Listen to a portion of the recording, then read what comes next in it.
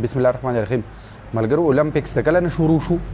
نو جدید اولمپکس ته کله نه شروع شوي دي او د دې نه مخکې چې کله قدیم اولمپکس وو نو هغه کله نه شروع شوي، کوم ځای نه شروع شوي او په دې کې کم گیمز وو هغه اولمپکس کې او دې اولمپکس کې څه فرق دی دې باره کې را سره ویډیو وګورئ.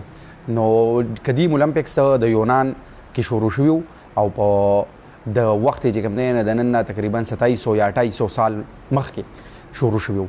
نو په هغه وخت کې چې اولمپکس کې مونږ هغې کې ډومبی خو دا خبره وه چې اول نه چې په ډومبي کال باندې اولمپکس کېدل نو هغه خو صرف او صرف یو ساده د منډې د دوړ مقابله وه.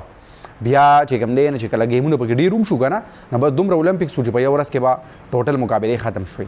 خو بیا چې نور هم ګیمونه سیوا شو نو څه وخت بعد داسې وشو چې بیا 4 ورځې او 15 ورځې به د اولمپکس د دورانیه سیوا کېده. نو یو خدا خبره وه.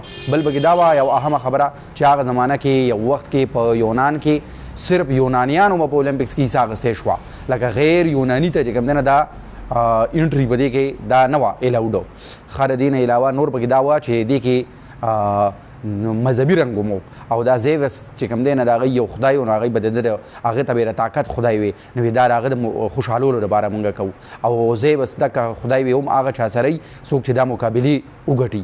نو دا به پکې هم یو خبره وه. ښه ورسره چې دی دا مو یو وه چې مقابلې چې به کومې کېدې نه به برهنه کېدې. نو هغه زمانه کې خو تاسو ته پته ده چې نیوډیډیټي هلته کې چې کوم دی نه څه مسله نه وه، بلکې اوس هم هغې خو لیبرل دي، هغې خو دا خبرې دوره نه دغه کوي. نو مقابلې به برهنه مقابلې به وي. نو بیا د اولمپکس 300 کاله چې په هغه زمانه کې چې د یونان کوم د عروج زمانه وه نو دا وچلېدل، نو بیا بند شو. نو بیا د هغې نه بعد دا په 1894 کې هم د دغه یونان یو ښار ایتنس کې چې کوم دی نه میټینګ وشو، انټرنیشنل اولمپک کمیټي جوړه شوه او هغې کمیټه یې 2 کاله بعد په 1896 کې 1896 کې د ماډرن اولمپکس شروع کړل. نو د ماډرن اولمپکس هغه هر 4 کاله بعد کیږي، سمر اولمپکس ورته ویلی شي او د 2016 په اولمپکس کې چې کوم دی نو 14000 ایتلیټس چې دي نه هغوی حصه اخیستې وه. 200 ملکونه په دې کې حصه اخلي او د ټولو بریاعظمونو پورې چې کوم دی نو د دې مقابلې لکه اوس کېږي. او وینټر اولمپکس او سمر اولمپکس کې څه فرق دی؟ نو اصل کې اولمپکس سمر اولمپکس دي. دا وینټر اولمپکس صرف د هغې یو وړوکې غونډه کې حصه ده چې هغه ګیمونه چې هغه د سړځای ګیمونه دي لکه واورو کې چې کومې مقابلې دي نه بیا وینټر اولمپکس کې کېږي.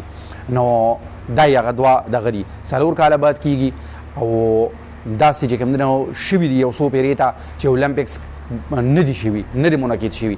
نو هغه ډومبي جنګ عظیم کې 1916 کې، دویم جنګ عظیم کې 1940 او 44 کې. دا 2-3 پیرې ته چې دی اولمپکس نه دي منعقد شوي.